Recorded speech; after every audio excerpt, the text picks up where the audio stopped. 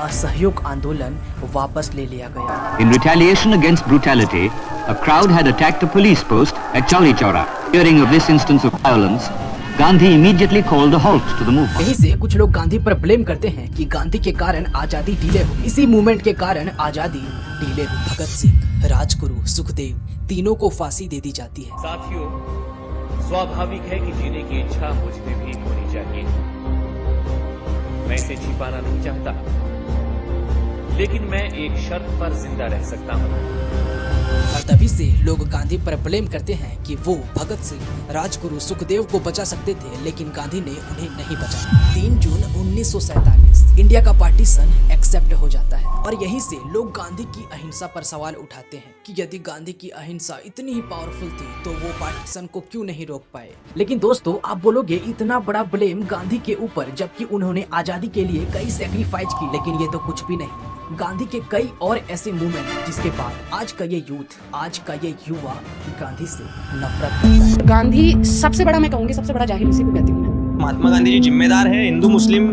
गांधी समस्या था और गांधी को हम कोई महात्मा नहीं मानते। 12 मार्च 1930 गांधी दांडी यात्रा शुरू करते हैं। अब नमक जो हर घर की एक बेसिक नीड थी, अंग्रेज ने उस पर भी हाई टैक्स लगा दिया। गांधी ने नमक कानून तोड़ दिया। लेकिन ये कोई आम बात नहीं थी। उस समय एक नॉर्मल व्यक्ति अंग्रेज के सिस्टम के विरुद्ध सोचने से भी डरता। वहाँ गांधी ने उनके सिस्टम के विरुद्ध नमक कानून तोड़ दिया और देश के लगभग सभी लोग गांधी के साथ खड़े हुए। लेकिन नतीजा ये निकला, मिड 1930 तक 90,000 से ज्यादा लोग अरेस्ट हो चुके थे। ब्रिटिश सिस्टम हिल रहा था क्योंकि ब्रिटिश को भी पता था इतने सारे लोगों को हम जेल में नहीं रख सकते और इंडियन सोच रहे थे कि इस बार कुछ बड़ा होने वाला है। लेकिन फिर मार्च 1931 गांधी और लॉर्ड इरविन के बीच एक समझौता होता है, Gandhi Irwin pact. British promise करते हैं कि जितने भी लोग प्रोटेस्ट में अरेस्ट हुए हैं उन्हें छोड़ दिया जाएगा, प्रोटेस्ट अलाउ होगा और बदले में गांधी मूवमेंट सस्पेंड कर देंगे। यहाँ तक सब कुछ ठीक चल रहा था, लेकिन उसके ठीक 18 दिन बाद एक ऐसी घटना होती है जिसके बाद आज भी भारतीय जब उस घटना को सोचते हैं तो घबरा जाते हैं। 23 मार्च 1931 भगत सिंह, राजगुरु, सुखदेव तीनों को फांसी दे दी जाती है। देश में सभी को लग रहा था कि जब डील हो चुकी है तो सजा कम हो जाएगी, लेकिन ऐसा नहीं होता और तभी से लोग गांधी पर ब्लेम करते हैं कि वो भगत सिंह, राजगुरु, सुखदेव को बचा सकते थे, लेकिन गांधी ने उन्हें नहीं बचाया। और गांधी पर ये एलिगेशन सच में गांधी को बदनाम करती है। और अब हम ऐसे एलिगेशन के बारे में जानने जा रहे हैं जिसके बाद लोग गांधी के अहिंसा को ही गलत ठहरा देते हैं। 16 अगस्त 1946 इस दिन कोलकाता में लोग सड़कों पर उतरते हैं और इस दिन ऐसी घटना हुई थी कि लोग इस दिन को डायरेक्ट एक्शन डे से जानते हैं। शुरू होता है एक प्रोटेस्ट से जिसमें कुछ ही घंटों में पूरा शहर जलने लगता है। लोगों के घर जल रहे थे, लोग एक दूसरे को मार रहे थे और ये वायलेंस रुकता नहीं। यह बंगाल से निकलकर पंजाब तक फैल जाता है और गांधी का मॉडल था अहिंसा, Hindu Muslim unity, moral pressure. लेकिन पूरा देश में वायलेंस रुकता नहीं और फिर आता है फाइनल डिसीजन, माउंटबेटन प्लान। 3 जून 1947 इंडिया का पार्टीशन एक्सेप्ट हो जाता है और इसका नतीजा और भी भयावह होता है। 1 करोड़ से ज्यादा लोग अपना घर छोड़ देते हैं, 2 लाख से 10 लाख तक लोग मारे जाते हैं और यहीं से लोग गांधी की अहिंसा पर सवाल उठाते हैं कि यदि गांधी की अहिंसा इतनी ही पावरफुल थी तो वो पार्टीशन को क्यों नहीं रोक पाए। इसको आगे हम डिटेल में चर्चा करेंगे, लेकिन अब मैं जो बताने जा रहा हूँ इससे इस पूरे स्टोरी का नैरेटिव चेंज कर देगा, आपका पूरा माइंडसेट चेंज कर देगा। हाँ, तो गांधी के ऊपर लोग ब्लेम लगाते हैं कि उन्होंने असहयोग आंदोलन वापस क्यों लिया। आपने हिस्ट्री में पढ़ा होगा कि महात्मा गांधी के सारे प्रोटेस्ट शांतिपूर्ण तरीके से होते हैं। वहाँ पे पुलिस कर्मियों ने जो प्रोटेस्ट कर रहे थे उस पे फायर की, जिसके कारण जनता भड़क गई और यहाँ तक कि हिंसा इतना बढ़ गया था कि 22 पुलिसकर्मी को जला दिया था। लेकिन सवाल अब भी वही है, गांधी जी का ये डिसीजन सही था या गलत। देखो, अगर तुम मेरी ओपिनियन जानना चाहते हो तो मैं बोलूँगा ये सही है। क्यों?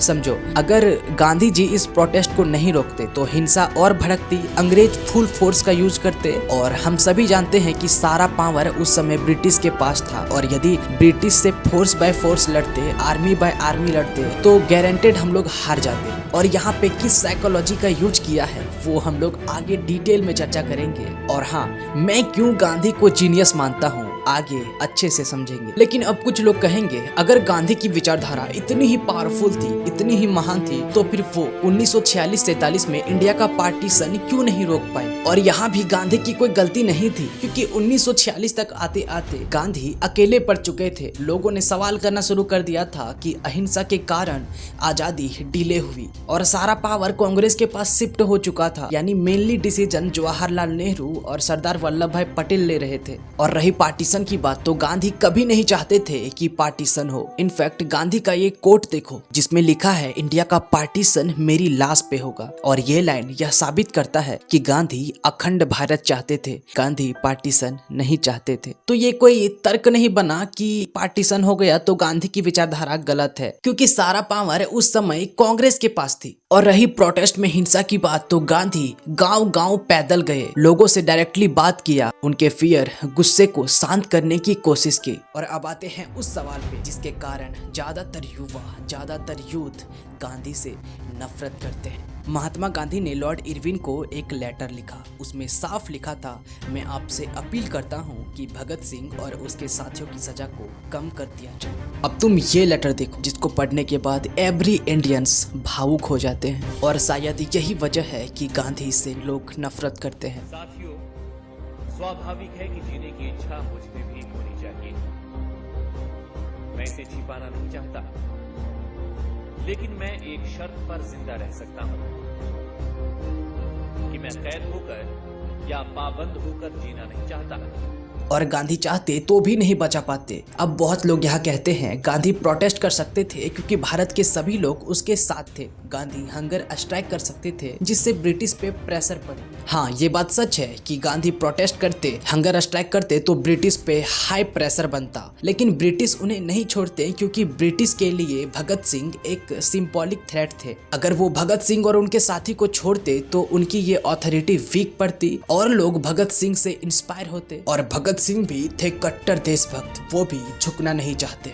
भगत सिंह की बात कभी बाद में डिटेल में चर्चा करेंगे, लेकिन अभी खुद से ये सवाल पूछो, क्या गांधी सिर्फ एक अच्छे इंसान थे या एक डेंजरस लेवल स्ट्रेटेजिस्ट?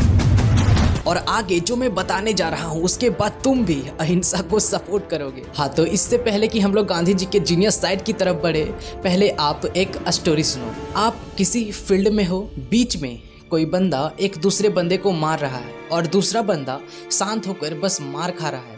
आप किसके साइड खड़े होगे? हाँ, तो ये स्टोरी मैं क्यों बताया ये आपको बाद में पता चलेगा, लेकिन पहले अपने टॉपिक पे आते हैं कि गांधी जी को मैं क्यों जीनियस मानता हूँ। पहला पॉइंट, यदि वेपन वर्सेस वेपन लड़ाई होता तो शायद हम लोग नहीं जीत पाते, क्योंकि जो कमजोर लोग हैं, जो बाहर में रहते हैं, जो औरतें हैं, जो बच्चे हैं, वो सब प्रोटेस्ट में शामिल नहीं होते। और चूंकि गांधी जी के सारे प्रोटेस्ट अहिंसा के राह पे होते हैं, तो ये सभी लोग आपस में जुड़ गए, मिलकर प्रोटेस्ट किए, जिसके कारण अंग्रेज की अथॉरिटी गिर गई। महात्मा गांधी ने अंग्रेज को मॉरली डिफीट किया। इसका मतलब है महात्मा गांधी शांतिपूर्ण तरीके से प्रोटेस्ट कर रहे थे, अंग्रेज उन पे लाठीचार्ज कर रहे थे। और ये सारी चीजें एक अमेरिकन जर्नलिस्ट वेब मिलर ने कवर किया और इसका नतीजा ये हुआ कि पूरी दुनिया इसको देख के शॉक्ड कि ब्रिटिश कैसे इंडिया पे अत्याचार कर रहे हैं, यानी दुनिया में ब्रिटिश बदनाम हो रहे थे। हाँ, तो जो मैंने स्टोरी में क्वेश्चन पूछा था कि तुम किसके साइड खड़े होगे, ऑब्वियसली विक्टिम के साइड खड़े होगे। हाँ, तो गांधी ने इसी साइकोलॉजी ट्रिक का यूज किया। और जब दुनिया तुम्हारे अगेंस्ट हो जाए तो पावर भी वर्क नहीं करती। और गारंटेड अंग्रेज को प्रेशर फील हो रहा था, उन्हें गिल्ट फील हो रहा था, उन्हें सेम फील हो रहा था कि लोग क्या सोचेंगे, दुनिया क्या सोचेगी। और ये साइकोलॉजी ट्रिक का यूज गांधी ने अच्छे से यूज किया। और केवल साइकोलॉजी का यूज नहीं किया, उसने इमोशन को भी ग्रैब किया। जैसे महात्मा गांधी ने हंगर स्ट्राइक्स किए, जिसमें उन्होंने क्लियर बोला कि जब तक इनजस्टिस खत्म नहीं होगा मैं हंगर स्ट्राइक्स नहीं तोड़ूंगा, मैं भूखे रहूंगा। और अंग्रेज का प्रेशर तो बढ़ेगा ही, क्योंकि तुम खुद सोचो, अगर गांधी जी का कुछ हो जाता, अगर गांधी जी बीमार पड़ जाते या कुछ हो जाता प्रोटेस्ट में, तो सारा दोष, सारा ब्लेम अंग्रेज पे चले जाते। और ये चीज तुम्हें पता है मीडिया कवर कर रही थी। और इतना ही नहीं, अंग्रेज जो इंडियंस को भड़का रहे थे, हिंदू मुस्लिम छिड़क रहे थे, उस चीज को गांधी ने इमोशन से अच्छे से समझाया और लोगों में प्रेशर, सिंपैथी और सपोर्ट बढ़ने लगा। और नतीजा ये हुआ कि गांधी के प्रोटेस्ट में ज्यादा से ज्यादा लोग शामिल हुए और अंग्रेज को डिसीजन चेंज करना पड़ा। तो इन सब चीज़ों को देखते हुए मैं गांधी को जीनियस मानता हूँ। वैसे सबके अपने अपने ओपिनियन होते हैं, तुम इसके बारे में क्या सोचते हो? और भगत सिंह जितने भी लोग थे मैं सभी की रिस्पेक्ट करता हूँ। बस इतना ही कहूँगा, गांधी जी में दम था। अच्छा, एक सवाल, अगर तुम्हारे साथ कभी इनजस्टिस हो रहा है या होने वाला है तो क्या तुम गांधी का रास्ता चूज करोगे?